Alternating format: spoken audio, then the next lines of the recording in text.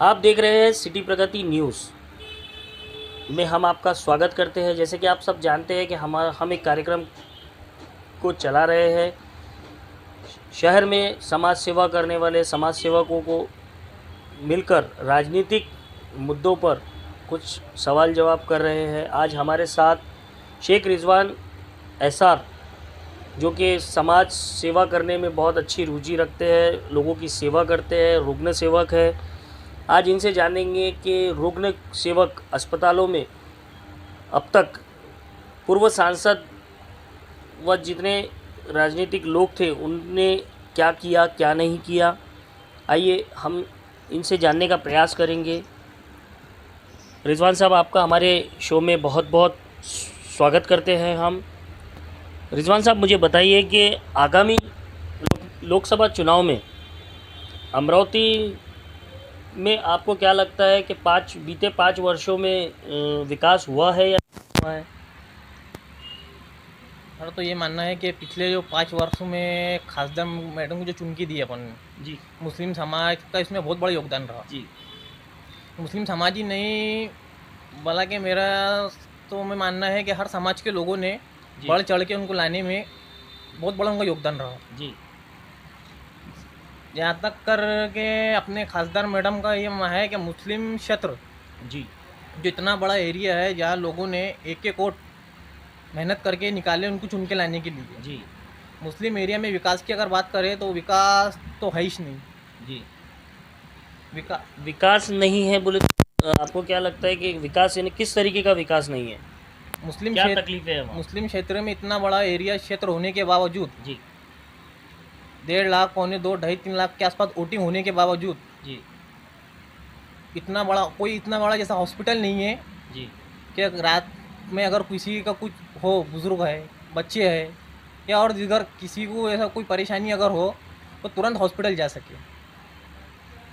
ये बात से तो मैं आपकी सहमत हूँ, लेकिन प्राइवेट हॉस्पिटलों की तो संख्या बढ़ चुकी है ना अपने क्षेत्र में।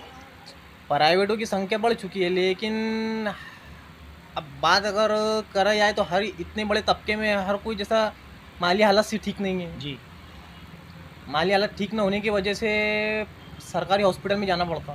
जी मुस्लिम क्षेत्र में कोई ऐसा हॉस्पिटल नहीं है कि जिसमें ऐसा जा सके या 24 घंटे कोई सर्विस दे सके। अभी हम मुस्लिम क्षेत्र छोड़कर अगर बात करते हैं तो हमारे यहाँ जिला सामान्य रुग्णालय इरविन अस्पताल है। बरोबर। इरविन अस्पताल में आपको क्या लगता है क्या कमी है, यानी सुविधाओं से क्या कमी है? एरविन अस्पताल में तो लगभग पेशेंट ट्रीट होता ही है। जी एरविन अस्पताल बोलो, अपना पंजाब राव बोलो, जी ट्रीट होता ही है। लेकिन यहाँ तक कर ये मैं मानना है कि इतना बड़ा मुस्लिम क्षेत्र है और दिगर है, जैसा इतना ही बड़ी होने के बावजूद कोई हॉस्पिटल नहीं, कोई कॉलेज नहीं।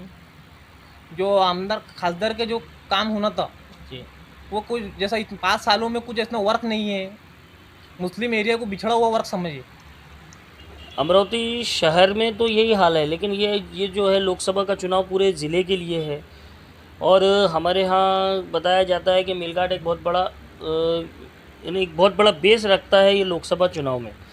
तो आपको क्या लगता है कि मुस्लिम क्षेत्र के साथ साथ जो है ना जो दूसरे समाज है उनका भी विकास नहीं हुआ है 5 साल में? और तो ये मानना है कि खासदार के हिसाब से जैसे जो 5 साल में काम होना चाहिए था जी। वो नहीं हुआ। एक और आपसे सवाल पूछूंगा कि बीते कुछ वर्ष पहले आप युवा स्वाभिमान के कार्यकर्ता हुआ करते थे। जैसे कि जो हमारे दर्शकों में जो आप लोग आपको जो जानते हैं उनको पता है कि आप युवा स्वाभिमान के कार्यकर्ता थे। और ऐसा क्या हुआ था कि आपने युवा स्वाभिमान पार्टी को छोड़ दिया?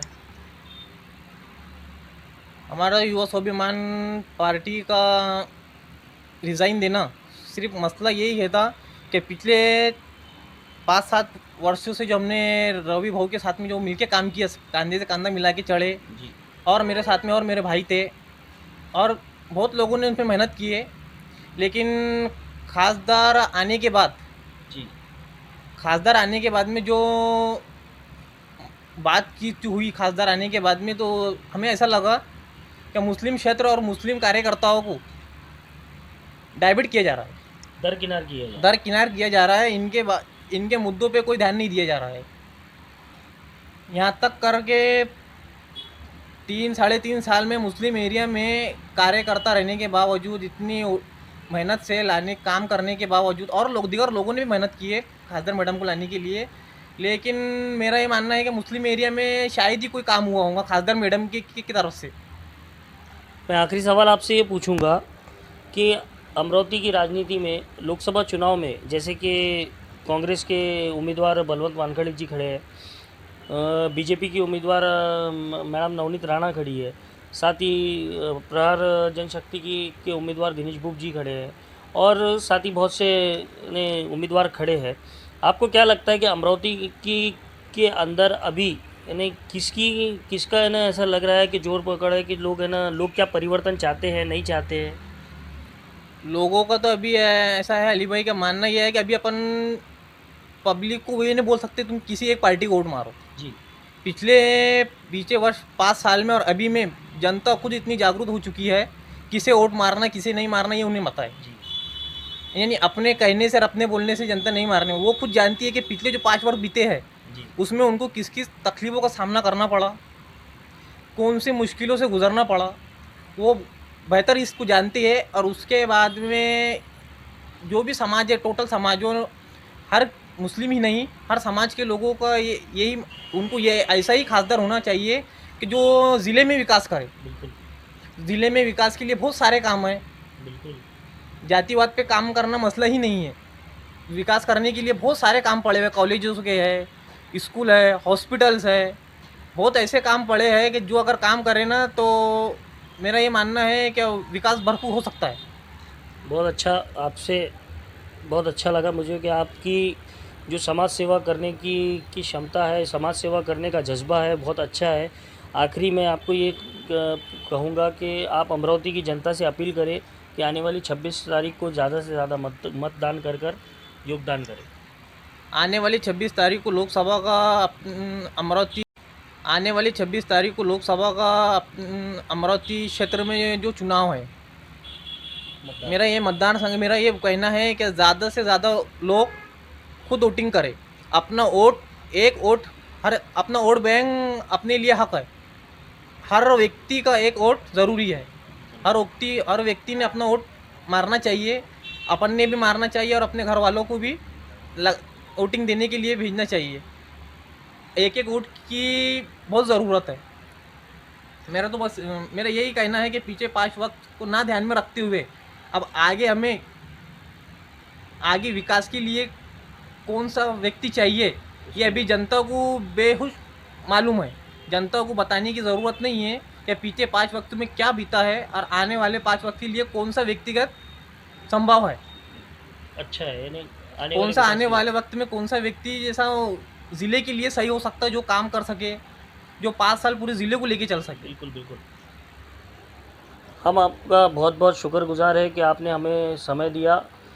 साथ ही हम हमारे दर्शकों से अपील करते हैं कि आने वाले 26 तारीख को लोकसभा के चुनाव के लिए मतदान किया जाएगा। ज़्यादा से ज़्यादा मतदान करें, अपने परिवार को मतदान के लिए तैयार कर ले जाए और अपना हक अदा करें। मतदान करना हमारा अधिकार है। हम भारत देश के वासी हैं। इस देश के विकास के लिए मतदान ज़रूर करें। आइए हम संकल्प लेते हैं कि हम मत ज़रूर डालेंगे। जो लोग 18 साल की आयु के ऊपर हो चुके हैं वो भी पहली बार जो मत करने जाएंगे उनको भी मैं बहुत बहुत बधाइयाँ देता हूँ और ये कहूँगा कि अपने साथ में मत देने के बाद आप हमें फ़ोटो हमारे व्हाट्सएप नंबर जो इस शो में शो होगा, व्हाट्सएप नंबर पर अपनी फ़ोटो याद से डालें कि हम उसे सिटी प्रगति अखबार में प्रकाशित करें। और हो सके तो 1 मिनट या 1 मिनट के अंदर की प्रतिक्रिया बनाकर हमें उस दिन भेजें, जिसमें मत देने के बाद आपको क्या लगा और कैसा उत्सव आपने मनाया है, ये बात ज़रूर करें। धन्यवाद।